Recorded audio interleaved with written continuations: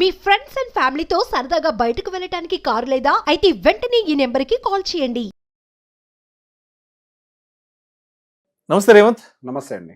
Revanth, market fall చూస్తున్నాం. గత 5 సెషన్ల నుంచి నిజంగా ఊహించని నష్టాలు మార్కెట్లో కొనసాగుతున్నాయి. కాబట్టి ఒక విషయంగా చెప్పాలంటే 17 లక్షల కోట్ల రూపాయలు లాస్ట్ 5 సెషన్లలో మార్కెట్ నుంచి బయటకు వెళ్ళిపోయింది. అంటే ఆల్మోస్ట్ గత 2 సంవత్సరాలలో బిగ్గెస్ట్ వీక్లీ ఫాల్ ఇది. అవునండి. కాబట్టి మార్కెట్లో ఇంత వాలటాలిటీ ఉంది కాబట్టి కొత్తగా మార్కెట్లోకి వచ్చిన వాళ్ళు కానీ రావాలి అనుకున్న వాళ్ళని కానీ ఈ యొక్క మార్కెట్ క్రాష్ను దృష్టిలో ఉంచుకొని అంటే మినిమం ఎటువంటి కామన్ సెన్స్ ఉపయోగించి వాళ్ళ ఇన్వెస్ట్మెంట్స్ని ప్లాన్ చేసుకోవాలి అంటారు మార్కెట్లో? ఫస్ట్ మార్కెట్కి రెస్పెక్ట్ ఇవ్వండి, ప్రధానమైనది. మనం చేసే ప్రతి పనికి మర్యాద ఇవ్వటం, మన పెట్టుబడులకు మర్యాద ఇవ్వటం అనేది ఫస్ట్ బేసిక్. ఎక్కడ పెట్టినా ఎట్లా పెట్టినా పెట్టుబడులు వస్తాయి అనే మాట కరెక్ట్ కాదు అని చెప్పేసి ఫస్ట్ నుంచి మనం ఆర్గ్యూ చేసేది. ఈ రోజు మార్కెట్స్ దాన్ని ప్రూవ్ చేయడం మొదలుపెట్టాయి. సో మార్కెట్స్లో ఇన్స్టెబిలిటీ అనేది చాలా కామన్గా జరిగేది. సో ఎప్పుడైనా మన ఇన్వెస్ట్మెంట్స్ అనేవి ప్లాన్ చేసుకునేటప్పుడు గోల్ ఓరియంటెడ్గా ఉండాలి. ఏ పర్పస్ కోసం పెట్టుబడులు పెడుతున్నాము ఈ విషయాన్ని మనం క్లియర్గా తెలుసుకున్న తర్వాతనే పెట్టుబడులు పెట్టాలి. ఇది ఫస్ట్ పాయింట్. మీకు ఏదో 1 సంవత్సరంలో అవసరం ఉంది, 2 సంవత్సరాల్లో అవసరం ఉంది, పొరపాట్లు కూడా మీరు మొత్తం ఎక్స్పోజర్ తీసుకోవచ్చు. అసలు 1 సంవత్సరం అయితే మొత్తం ఎక్స్పోజర్ తెచ్చి మార్కెట్లో పెట్టద్దు. నన్ను అడిగితే ₹1 కూడా పెట్టద్దు. కుదిరితే FDలో పెట్టుకోండి, 1 ఇయర్ లాకిన్ తోటి అయిపోయిన తర్వాత డబ్బులు తీసి మీ అవసరాలకు వాడుకోండి. 2, 3, 4, 5 సంవత్సరాలకు వెళ్ళాలి, ఇంకా టైం ఉంది అని అనుకుంటే ఏదో ఒక 20%, 30% ఈక్విటీలో పెట్టుకొని అంటే కన్జర్వేటివ్ హైబ్రిడ్ పోర్ట్ఫోలియో టైప్లో మెయింటైన్ చేయాలి. అంతేగాని కంప్లీట్గా 100% ఈక్విటీ వితిన్ 3 ఇయర్స్లో కూడా ఒక రకంగా చాలా రిస్కీ. మార్కెట్లో ఒక నేచర్ ఉంది. మార్కెట్ చరిత్ర ఏం చెప్తుంది అని అంటే 2 ఏళ్ళు, 3 ఏళ్ళు, 1.5 లేదా 1 సంవత్సరం వరకు యావరేజ్గా నేను ఎక్కడికి కదలకుండా కూడా ఉంటాను అని ఒక విషయాన్ని మార్కెట్ చెప్తుంది. అది నేను చెప్పనవసరం లేదు. ఒకసారి మార్కెట్ యొక్క చార్ట్ని ఓపెన్ చేసి ఎవరు చెక్ చేసినా కానీ అందులో చాలా క్లియర్ డేటా కనిపిస్తుంది. మార్కెట్ ఎక్కడ కదలకుండా కూడా ఉండే సమయం అనేది ఒకటి ఉంటుంది అని.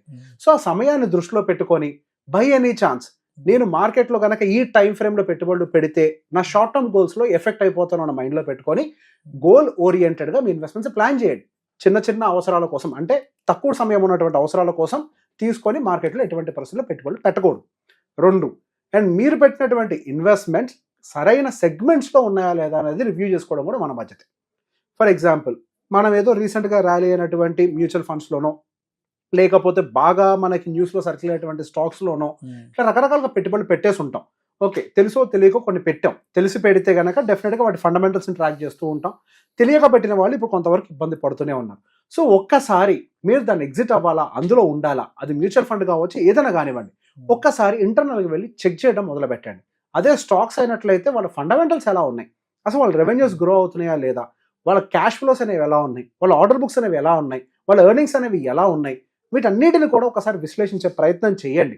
అండ్ దాంతో పాటుగా ఆ సెక్టర్ ఎక్కడుంది, వాట్ టైప్ ఆఫ్ సెక్టర్, ఐటీయా, ప్రైవేట్ బ్యాంకింగా, ఫైనాన్సా, ఆయిల్ అండ్ గ్యాసా, ఏ సెక్టార్లో ఉందో గమనించండి. ఆ సెక్టర్ రిలేటెడ్గా ఏమైనా నెగిటివ్ న్యూస్లు ఉన్నాయా అనేది అర్థం చేసుకునే ప్రయత్నం చేయండి. ఇప్పుడు మనకి ఫుడ్ ఇన్ఫ్లేషన్ పెరుగుతోంది, రా మెటీరియల్ ఇన్ఫ్లేషన్, దానివల్ల FMCG పడ్డది. సో గోయింగ్ ఫర్దర్ మనకి ఇన్ఫ్లేషన్ డెఫినెట్గా మనకి Q4 క్వార్టర్ వచ్చే టైం కల్లా మనకి ఇన్ఫ్లేషన్ అనేది డౌన్ఫాల్ అవుతుంది, ఫుడ్ ఇన్ఫ్లేషన్ కంట్రోల్లోకి వస్తుందని చెప్పేసి RBI MPC ఇప్పుడే వచ్చింది, ఇప్పుడే దాన్ని చదువుతున్నాం. వాళ్ళు చాలా క్లియర్గా రాశారు మన Q4 టైం కల్లా ఫుడ్ ఇన్ఫ్లేషన్ కంట్రోల్ అవుతుంది అనేది. సో FMCG అనే ఒక సెగ్మెంట్ లేకుండా మన ఎవరి జీవితం ముందరికి వెళ్ళదు. అది నిత్యావసర వస్తువులకు సంబంధించింది కాబట్టి సో మనకు కావాల్సినవి అందులో ఉన్నాయా లేదా, ఈ ఫాల్లో ఏదైనా మన ఆపర్చునిటీ తీసుకోవడానికి అవకాశం ఉందా రీబ్యాలెన్సింగ్ టైంలో, అదేవిధంగా ఐటీ సెగ్మెంట్లో ఎంత ఎక్స్పోజర్ ఉంది, సెగ్మెంట్ వైజ్గా కూడా అనలైజ్ చేసుకోండి. ఇప్పుడు సెగ్మెంట్కే వీక్నెస్ ఉంది అనుకోండి, అట్లాంటి దాంట్లో ఉంటే కొన్ని సంవత్సరాల వరకు రిటర్న్స్ రావు. మనం బ్రాడర్ మార్కెట్ పిక్చర్లో మాట్లాడుకునేటప్పుడేమో 1-2 సంవత్సరాల కన్సాలిడేషన్ ఉంటుంది. అదే సెక్టారు స్టాక్ వైపు కన్సాలిడేషన్ కనుక చూస్తే మన దిమ్మ తిరిగిపోద్ది. దాదాపుగా 5 ఏళ్ళు, ఒక్కొక్క సెక్టార్ అయితే 3 ఏళ్ల పాటు కన్సాలిడేట్ అవుతుంది. అదే స్టాక్ అయితే 10 ఏళ్ల పాటు కూడా కన్సాలిడేట్ అయిపోతుంది. సో అందుకే స్టాక్స్ని చూస్ చేసుకునేటప్పుడు మల్టిపుల్ పారామీటర్స్ అన్ని చెక్ చేసుకొని అట్లీస్ట్ ఇప్పుడు రీబ్యాలెన్స్ చేసేటప్పుడు ఈ పారామీటర్స్ అన్ని చెక్ చేసుకొని ఉండాలా ఉండకూడదో ఖచ్చితమైన నిర్ణయాన్ని తీసుకోవాలి.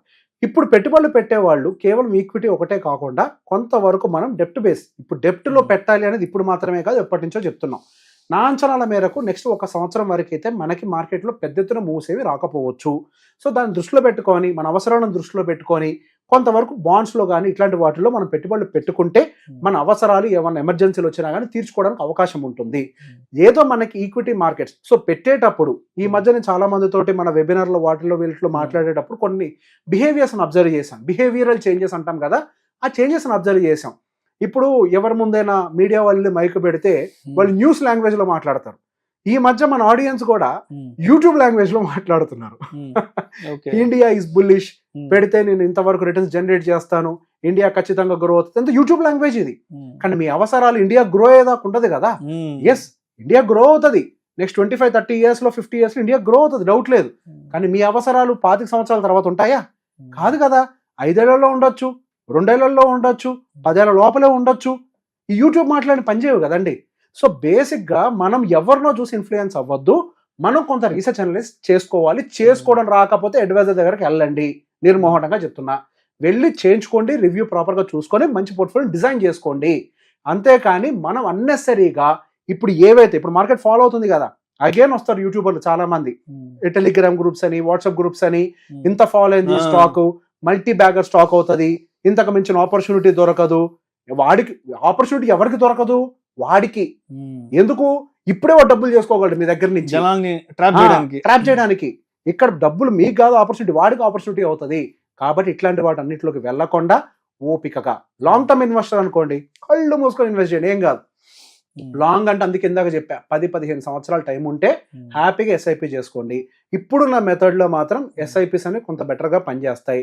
లంసమ్ చేసేటప్పుడు మాత్రం కొంత బాండ్స్ని అవసరమైతే పెట్టుకొని సిస్టమేటిక్గా ట్రాన్స్ఫర్ చేసుకోవడం అనేది కొంచెం బెటర్. ఇన్ బిట్వీన్ మనకి మార్కెట్స్ అనేవి పైకి వెళ్తున్నట్టుగా కనిపిస్తూ ఉంటాయి, మనం ఏదో కంగారు పడాల్సిన అవసరం లేదు. సో ఇక్కడ ఇంకొక బిహేవియర్ కూడా అబ్జర్వ్ చేశాను. సో రీసెంట్గా మార్కెట్ కిందకు వచ్చిన తర్వాత 23,200 రేంజ్కి వచ్చాక మళ్ళీ మనకి 24,000 బ్రేక్ చేసి కొద్ది పైకి వెళ్ళింది కదా. అప్పుడు అరే రీగెయిన్ అయిపోయింది కదా, ప్రాఫిట్స్ ఏదో కొద్దిగా మ్యూచువల్ ఫండ్స్లో వాటిని అమ్మేసి మళ్ళీ తర్వాత ఎంటర్ అవుదాం అన్న మైండ్ సెట్ కూడా కనిపిస్తుంది. మ్యూచువల్ ఫండ్స్లో ట్రేడింగ్ లాగా ఆటలు ఆడకండి. మ్యూచువల్ ఫండ్స్ అనేవి స్వింగ్ ట్రేడింగ్ కోసం, వేటి కోసం డిజైన్ చేయబడలేదు.